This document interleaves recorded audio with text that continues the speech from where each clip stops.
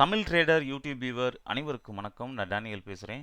நம்ம இந்த வீடியோவில் என்ன பார்க்க போகிறோம் அப்படின்னு சொல்லி பார்த்தோம்னா, நிஃப்டி பேங்க் நிஃப்டியில் 8th நவம்பர் 2024 அன்னைக்கு ப்ரைஸ் ஆக்ஷன் படி எப்படி ட்ரேட் பண்ணியிருந்திருக்கலாம் அப்படிங்கிற ப்ரைஸ் ஆக்ஷன் வியூவை இந்த வீடியோவில் பார்க்கலாம். ஸோ இந்த வீடியோ உங்களுக்கு பிடிச்சிருந்ததுன்னா கண்டிப்பாக லைக் பட்டனை ப்ரெஸ் பண்ண மறக்காதீங்க.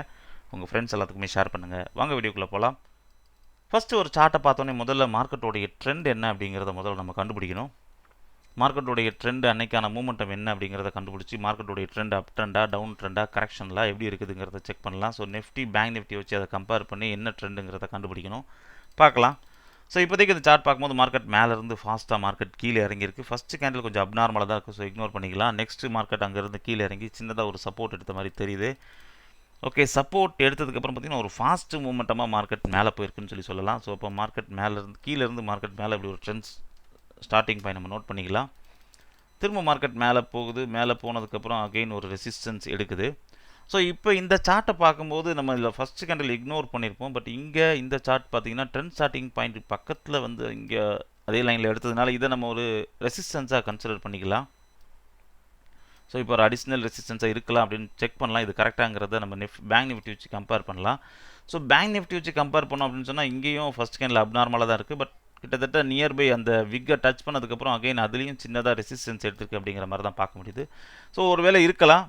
பட் சார்ட் பார்க்கும்போது அப்படி தெரியுதாங்கிறத பார்க்கலாம். நம்ம எப்பயுமே வந்து பார்த்திங்கன்னா ஃபஸ்ட் கேண்டில் இக்னோர் பண்ணிவிட்டு இங்கே இருந்தால் மார்க்கெட் மேலே போயிருக்கு அப்படிங்கிற மாதிரி பார்ப்போம். என்ன நடக்குதுங்கிறத பார்க்கலாம். திரும்ப அதே லைனை டச் பண்ணும்போது ரெசிஸ்டன்ஸ் இருக்குது. அதாவது இங்கே ஒரு செல்லிங், திரும்ப ஒரு செல்லிங். இந்த லைனை டச் பண்ணும்போது திரும்பவும் அதே லைனில் ஒரு ரெசிஸ்டன்ஸ் இருக்குங்கிறது தெளிவாக தெரியுது. நம்ம டச் பண்ணும்போதே அழகாக தெரியுது பார்க்கும்போது. பட் இந்த சார்ட்டில் இதை நம்ம இக்னோர் பண்ணுமா வேண்டாமா அப்படின்னு கேட்டால் இதில் நம்ம இக்னோர் பண்ணுவோம் கண்டிப்பாக. ஆனால் நான் என்ன சொல்கிறேன் அப்படின்னு சொன்னால், இந்த மூமெண்டம் எல்லாம் ஆல்மோஸ்ட் ஒரே மாதிரி இருந்துச்சுன்னா, இங்கே இருந்த மூமெண்டமும் இதில் நடந்த ஒரு மூமெண்டமும் ஒரே மாதிரியான ஃபாஸ்ட் மூமெண்டமாக இருந்துச்சுன்னா நம்ம ட்ரேட் எடுக்கலாம். பட் இந்த சார்ட்டை நான் லைவ் மார்க்கெட்டில் பார்க்கும்போது இதை எப்படி என்னால் பார்க்க முடிஞ்சது அப்படின்னு சொல்லி பார்த்தீங்கன்னா, இங்கே இருந்து ஒரு ஃபாஸ்ட் மூமெண்டம் நடக்குது, திரும்ப ஒரு ஃபாஸ்ட் மூமெண்டம் நடக்குது, திரும்ப ஒரு ஃபாஸ்ட் மூமெண்டம் நடக்குது அப்படிங்கிற மாதிரி தான் நான் பார்த்தேன். ஸோ லைவ் மார்க்கெட்டில் அதுக்கப்புறம் வந்து பார்த்திங்கன்னா இங்கேருந்து இப்படி கனெக்ட் பண்ணிவிட்டு ஒரு வேளை இதுக்கப்புறம் மார்க்கெட்டில் இந்த மாதிரியான ஒரு கரெக்ஷன்லேருந்து கீழே பிரேக் அவுட் ஆகுமா அப்படிங்கிற மாதிரி தான் எதிர்பார்த்தேன். பட் பார்க்கலாம் எப்படி இருக்குதுன்னு சொல்லி. பட் இந்த இடத்துல என்ன ஆயிடுச்சுன்னா, அது மார்க்கெட் கீழே இறங்காமல் ஃபாஸ்ட்டாக மார்க்கெட் மேலே பிரேக் ஆயிடுச்சு. ஸோ இந்த பிரேக் அவுட்டை பார்க்கும்போது ஓகே, இது வந்து ஒரு ட்ரெண்ட் ரிவர்சல் போல், ஒரு ட்ரெண்ட் ரிவர்சலுக்கான பிரேக் அவுட் நடந்ததுக்கு போல், ஓப்பனிங்கில் நடந்த ஒரு கரெக்ஷன் சொல்லி பிரேக் அவுட் போல், அதாவது இப்படி இங்கேருந்து இப்படி ஒரு கரெக்ஷன் நடந்து பிரேக் அவுட் ஆச்சுன்னா எப்படி இருக்கும் அந்த மாதிரியான ஒரு போலன்னு சொல்லிட்டு ரீடெஸ்ட்டில் என்ட்ரி எடுக்கலாம் அப்படின்னு சொல்லிட்டு ரீடெஸ்ட், ஏன்னா ஃபாஸ்ட் மூமெண்டம் நடக்குது. ஸோ அதனால் இந்த பிரேக்கில் என்ட்ரி எடுத்துக்க முடியாது. ஏன்னா இங்கே பிரேக் பண்ணி க்ளோஸ் கொடுக்கும்போதே இங்கே தான் கொடுக்குது அந்த ஓப்பன் கரெக்ஷன் சொல்லி இதை வந்து. ஸோ அதனால் ரீடெஸ்ட் என்ட்ரி எடுக்கலாமான்னு சொல்லி பார்க்கும்போது சொல்லி இதில் மூமெண்டம் இதுக்கப்புறம் இருக்குதாங்கிறதையும் செக் பண்ணலாம் அப்படின்னு சொல்லி பார்க்கும்போது நெக்ஸ்ட் என்ன நடக்குதுன்னு பார்க்கலாம். ஸோ இங்கே ரீடெஸ்ட் என்ட்ரிக்கு நோட் பண்ணியிருந்தேன்.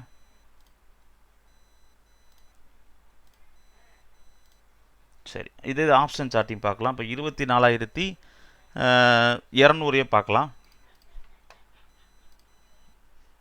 Call option. ஸோ இங்கேயும் எனக்கு அதே மாதிரி ஆப்ஷன் சார்ட்லேயும் ஓகே, இது ஒரு ட்ரெண்ட் ரிவர்சல் தான் அப்படிங்கிறதுல மிக தெளிவாக தெரியுது இந்த சார்ட் நம்ம கனெக்ட் பண்ணும்போது. ஓகே, அப்போ ரீடெஸ்ட் என்ட்ரி இருக்குமாங்கிறத பார்க்கலாம். ஒரு நல்ல ஒரு ஃபாஸ்ட் மூமெண்டம் இருக்கான்னு கேட்டால் 174 நல்ல ஒரு ஃபாஸ்ட் மூமெண்டம் மார்க்கெட் மேலே பிரேக் பண்ணியிருக்குது. ஸோ ஃபாஸ்ட்டாக மார்க்கெட் மேலே போனதுனால இந்த மூமெண்ட்டுக்கு அப்புறம் ரீடெஸ்ட் என்ட்ரி எடுக்கிறதுக்கான சான்சஸ் இருந்துச்சுன்னா ட்ரேட் பண்ணலாம் அப்படிங்கிறதுக்காக வெயிட் பண்ணேன். இங்கேயும் ஹோல்ட் ஆகுச்சு. பேங்க் நிஃப்டி பார்த்தா பேங்க் நிஃப்டிலையும் அதே மாதிரியான ஒரு பிரேக் அவுட்டை பார்க்க முடிஞ்சது. ஸோ மூணுலேயுமே கிளியராக இருந்ததுனால ரீடெஸ்ட் என்ட்ரிக்கு நான் 176 என்ட்ரி போட்டு இங்கே என்ட்ரி பண்ணலாம் அப்படிங்கிற மாதிரி என்ட்ரி போட்டிருந்தேன். பார்க்கலாம், இங்கே வந்து பார்த்தீங்கன்னா ஃபஸ்ட்டு கேண்டில் இந்த இடத்துல டச் பண்ண உடனே வந்து பார்த்திங்கன்னா கீழே வரைக்கும் இறங்குச்சு, பட் ஹோல்ட் ஆயிடுச்சு.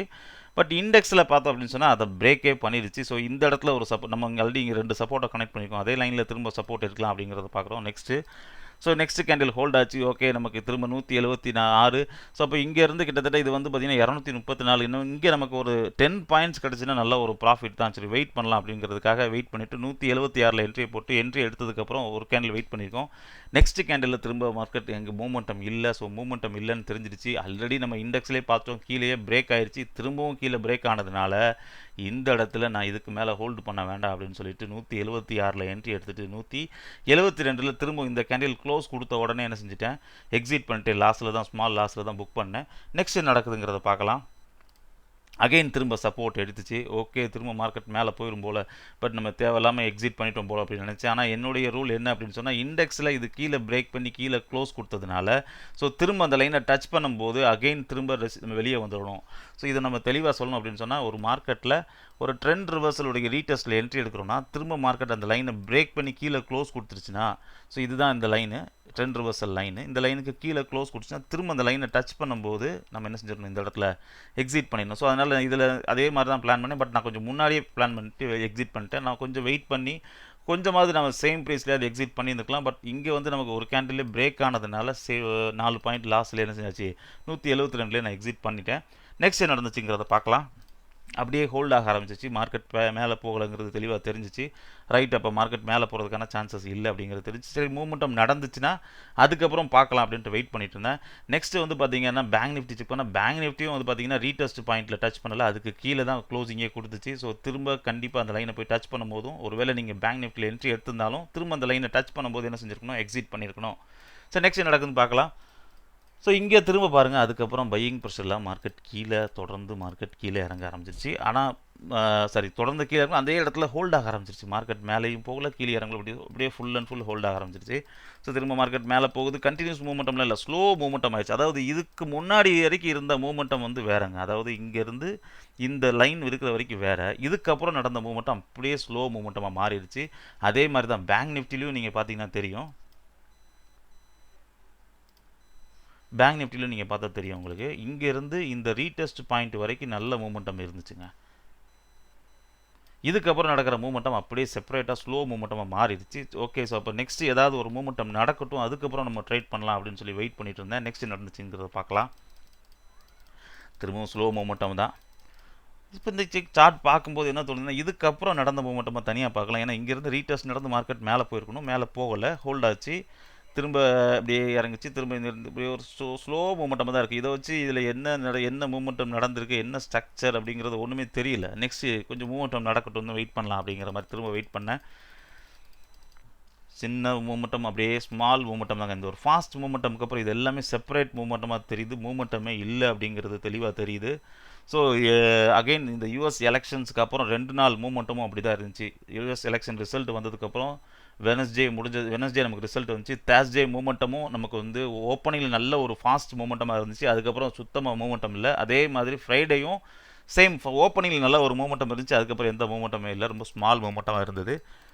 பார்க்கலாம் இங்கே நமக்கு ஏதாவது ட்ரேட் எடுக்கிறதுக்கான வாய்ப்பு இருக்கான்னு பார்க்கலாம். இங்கே வந்து பார்த்திங்கன்னா சின்னதாக ஒரு ட்ரெண்ட் ரிவர்சலுக்கு மார்க்கெட் முயற்சி பண்ண மாதிரி அப்படியே தெரியுது.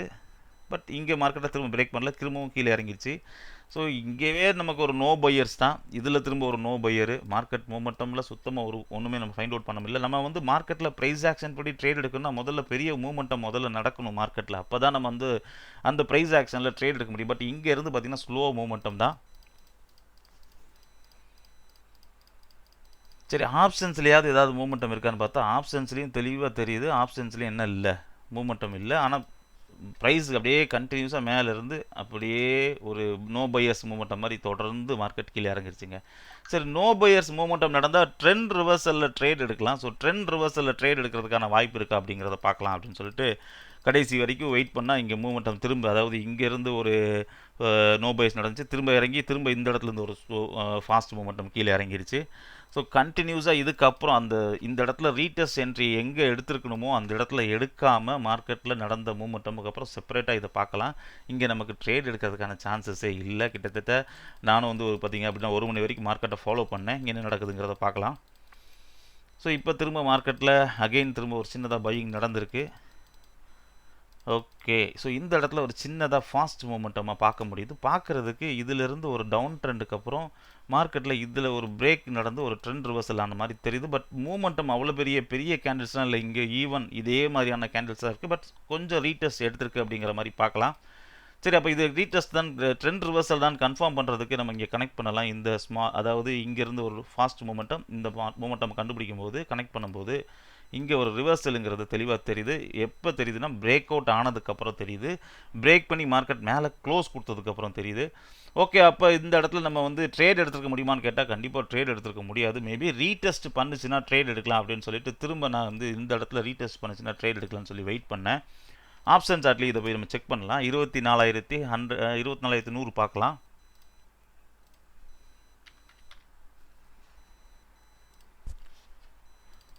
சரி, இங்கே ஆப்ஷன் சார்ட்டில் இப்போது இந்த ட்ரெண்ட் ரிவர்சலுங்க, இதுதான் ட்ரெண்ட் ரிவர்சல் பாயிண்ட். ஸோ இங்கே எப்படி ட்ரெண்ட் ரிவர்சல்னு சொல்கிறோம், மார்க்கெட் நல்ல ஒரு டவுனுங்க, அங்கேருந்து மார்க்கெட் டவுனு. ஸோ இதுக்கப்புறம் இதில் ஒரு ஃபாஸ்ட் மூவ்மெண்ட்டை பார்க்குறோம், இங்கேருந்து இப்படி கனெக்ட் பண்ணுறாங்க.